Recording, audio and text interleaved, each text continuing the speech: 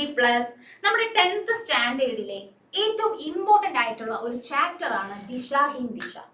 അപ്പൊ ഞാൻ 4th യൂണിറ്റിലെ 2nd ചാപ്റ്റർ ആയിട്ടുള്ള ദിശാഹീൻ ദിശ ആയിട്ടാണ് ഇന്ന് വന്നിട്ടുള്ളത്. നിങ്ങൾക്ക് പഠിക്കാൻ കുറച്ച് ടഫ് ഒക്കെ ഉള്ള ഒരു ചാപ്റ്റർ ആണ് ദിശാഹീൻ ദിശ. കാരണം മനസ്സിലാക്കിയെടുക്കാൻ കുറച്ച് ബുദ്ധിമുട്ടൊക്കെ ഉള്ളതായിട്ട് കുട്ടികൾ പറഞ്ഞു കേൾക്കാറുള്ളതാണ്. ഓക്കെ, അപ്പൊ ഈ ഒരു ചാപ്റ്റർ എഴുതിയിട്ടുള്ളത് വേറെ ആരുമല്ല, നമ്മുടെ മോഹൻ രാകേഷ് ആണ്. അദ്ദേഹത്തിന്റെ ഒരു യാത്രാവൃത്താണ് ദിശാഹീൻ ദിശ. എന്താണ് ഈ യാത്രാവൃത്തം എന്ന് പറഞ്ഞാൽ നിങ്ങൾക്കറിയോ? യാത്രാവൃത്തം എന്ന് പറഞ്ഞാൽ യാത്രാ വിവരണം. നിങ്ങൾ എല്ലാവരും യാത്ര ചെയ്യാൻ ഇഷ്ടപ്പെടുന്നവരാണ് അല്ലെ? അതുപോലെ തന്നെ നമ്മുടെ ലേഖകനായിട്ടുള്ള മോഹൻ രാകേഷും യാത്ര ചെയ്യാൻ ഒരുപാട് ഇഷ്ടമുള്ള ആളാണ്. ഓക്കെ, അങ്ങനെ നമ്മുടെ ഈ ഒരു യാത്രാവൃത്തിലെ മെയിൻ ആയിട്ട് 3 ക്യാരക്ടേഴ്സ് ആണ് വരുന്നത്. അപ്പൊ ഈ ഒരു ചാപ്റ്റർ നമ്മൾ വായിക്കുമ്പോൾ അല്ലെങ്കിൽ പഠിക്കുമ്പോൾ നമ്മൾ അറിഞ്ഞിരിക്കേണ്ട പ്രധാനപ്പെട്ട ഒരു കാര്യം എന്താണെന്ന് വെച്ചാൽ ഇതിലെ ക്യാരക്ടേഴ്സ് ആരൊക്കെയാണ് എന്നാണ്. ഓക്കെ, അപ്പൊ 3 ഇമ്പോർട്ടന്റ് ക്യാരക്ടേഴ്സ് ആണ് നമ്മുടെ ഈ ചാപ്റ്ററിൽ വരുന്നത്. മോഹൻ രാകേഷിന്റെ ഫ്രണ്ട് ആയിട്ട് വരുന്ന അവിനാഷ്, ദെൻ മൂന്നാമത്തെയാണ് ഇമ്പോർട്ടന്റ് ആയിട്ടുള്ള ക്യാരക്ടർ മല്ല അബ്ദുൾ ജബ്ബാർ. എപ്പോഴും ക്യാരക്ടർ സ്കെച്ച്, മല്ല അബ്ദുൾ ജബ്ബാറിന്റെ ക്യാരക്ടർ സ്കെച്ച് എപ്പോഴും എക്സാമിന് ചോദിക്കാറുള്ളതാണ്. ഓക്കെ, അപ്പൊ നമുക്ക് ഇത് നമ്മുടെ ദിശാഹീൻ ദിശ എന്ന് പറയുന്ന യാത്രാ വിവരണം ഒന്ന് കണ്ടാലോ? നമ്മുടെ മോഹൻ രാകേഷാണിത്. അദ്ദേഹത്തിന് യാത്ര ചെയ്യാൻ ഒരുപാട് ഇഷ്ടമാണ്. സമുദ്ര തീരങ്ങളോടായിരുന്നു അദ്ദേഹത്തിന് താല്പര്യം ഉണ്ടായിരുന്നത്. അപ്പൊ അദ്ദേഹത്തിന്റെ കൂടെ വർക്ക് ചെയ്തിട്ടുണ്ടായിരുന്ന ഒരുപാട് പേര് സമുദ്ര തീരങ്ങളെ കുറിച്ചിട്ടൊക്കെ പറഞ്ഞിട്ടുണ്ടായിരുന്നു. അതായത് കണ്ണൂർ നല്ല പ്ലേസ് ആണ്, ആലപ്പുഴ നല്ല സ്ഥലമാണ്, അവിടെ ബ്ലാക്ക് വാട്ടേഴ്സ് ഉണ്ട്, അതുപോലെ കൊല്ലം കണ്ടു കഴിഞ്ഞാൽ വേറെ ഒന്നും കാണണ്ട. വേറൊരാള് പറഞ്ഞു, ഡൽഹിയിൽ അദ്ദേഹത്തിന്റെ ഫ്രണ്ട് പറഞ്ഞു ഗോവ നല്ല പ്ലേസ് ആണ്, അവിടെ ഓപ്പൺ ബീച്ചസ് ഉണ്ട്, നല്ല പ്ലേസ് ആണ്, കുറഞ്ഞ ചെലവേ ഉള്ളൂ എന്നൊക്കെ പറഞ്ഞു കഴിഞ്ഞപ്പോ നമ്മുടെ മോഹൻ രാകേഷിന് ഈ സ്ഥലങ്ങളൊക്കെ അങ്ങനെ അദ്ദേഹം തീരുമാനിക്കുകയാണ് മുംബൈയിൽ പോയിട്ട് അവസാനിപ്പിക്കുന്നത് കന്യാകുമാരി ആയിരിക്കണം എന്ന്. അങ്ങനെ അദ്ദേഹത്തിന്റെ അവസാനത്തെ സ്റ്റോപ്പ് കന്യാകുമാരി ആവണം എന്ന് അദ്ദേഹം തീരുമാനിക്കുകയാണ്. അദ്ദേഹം അങ്ങനെ ട്രെയിനിൽ യാത്ര പുറപ്പെടുന്നു.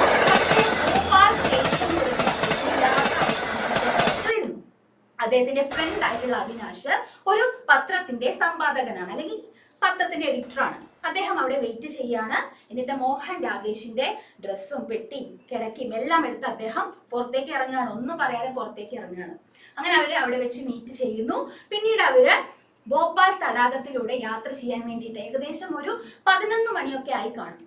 അങ്ങനെ അവർ രണ്ടുപേരും രാത്രി ഒരു 11 മണിക്ക് ശേഷം ഇങ്ങനെ നടക്കാൻ ഇറങ്ങിക്കൊണ്ടിരിക്കുന്ന സമയത്ത് നമ്മുടെ അവിനാശിനും മോഹൻ രാകേഷിനും ഒരു ആഗ്രഹം തോന്നുകയാണ്, ആ ഭോപ്പാൽ തടാകത്തിൽ ഒന്ന് ചുറ്റിക്കറങ്ങിയാലോ.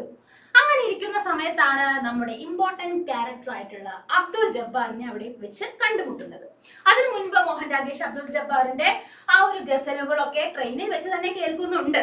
ഓക്കെ, എങ്കിലും തടാകത്തിൽ ഒന്ന് അവർക്കൊന്ന് സവാരി ചെയ്യണമെന്ന് അവർ ആഗ്രഹിച്ച് എന്ത് ചെയ്യാണ്, തടാകത്തിലൂടെ അവരിങ്ങനെ യാത്ര ചെയ്യാണ്.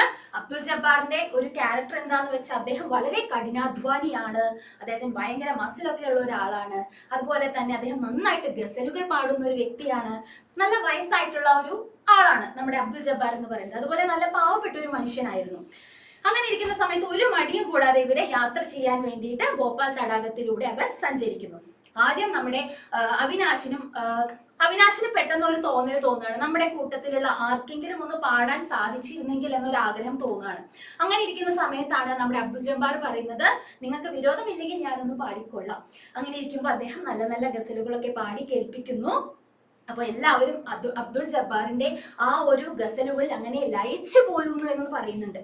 ഓക്കെ, പിന്നീട് എന്ത് സംഭവിക്കുന്നു, വളരെ തണുപ്പ് കൂടി വരുന്ന സമയമാണ്. അപ്പൊ അബ്ദുൾ ജബ്ബാർ പറയുന്നുണ്ട്, നമുക്ക് തിരിച്ചു പോയാലോ, പിന്നീട് നമ്മുടെ ഞാനാണെങ്കിൽ എന്റെ പുതപ്പൊന്നും കൈവശം എടുത്തിട്ടില്ല, നമുക്കും തിരിച്ചു പോയാലോ എന്നൊക്കെ പറയുന്നുണ്ട്. പക്ഷെ അവിനാശ് സമ്മതിക്കുന്നില്ല. അവിനാശ് തന്റെ കോട്ട് ഊരിയിട്ട് അബ്ദുൾ ജബ്ബാറിനെ ഏൽപ്പിക്കുകയാണ്. ഓക്കെ, അങ്ങനെ അബ്ദുൾ ജബ്ബാർ ആ കോട്ട് യാതൊരു തരത്തിലുള്ള മടിയും കൂടാതെ അത് എടുത്തിടുന്നു. അങ്ങനെയാണ് ഈ ഒരു യാത്രാവൃത്തം അവസാനിക്കുന്നത്. പിന്നെ നമ്മുടെ അവിനാശ് പറയുന്നുണ്ട്, നിങ്ങളിപ്പോ എന്തായാലും നിങ്ങൾക്ക് ഇഷ്ടമുള്ള ഗസലുകൾ പാടിക്കോളൂ, തൽക്കാലം നമ്മൾ തിരിച്ചു പോകുന്നില്ല, നിങ്ങൾ നിങ്ങളുടെ ഗസലുകൾ തുടർന്നോളൂ എന്ന് പറയുമ്പോൾ അബ്ദുൾ ജബ്ബാർ വീണ്ടും ഒരു മടിയും കൂടാതെ അദ്ദേഹത്തിന്റെ ഗസലുകൾ ഇങ്ങനെ പാടിക്കൊണ്ടിരിക്കുന്നു. ഇതോടുകൂടി നമ്മുടെ ഈ യാത്രാവൃത്തം അവസാനിക്കുന്നു. ഓക്കെ, അപ്പൊ എത്രയേ ഉള്ളൂ നമ്മുടെ ഈ യാത്രാവൃത്ത്. നിങ്ങൾക്ക് ഒരുപാട് കൺഫ്യൂഷൻ ഒക്കെ ഉണ്ടാവും. സിമ്പിൾ ആയിട്ടുള്ള ഒരു യാത്രാ വിവരണമാണ്. അപ്പൊ ആരും ടെൻഷൻ അടിക്കേണ്ട കാര്യമില്ല. അതിന്റെ സമ്മറി എല്ലാവരും മനസ്സിലാക്കി വെക്കുക.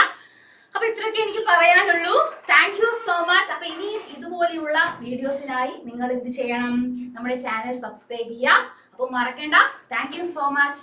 ബൈ.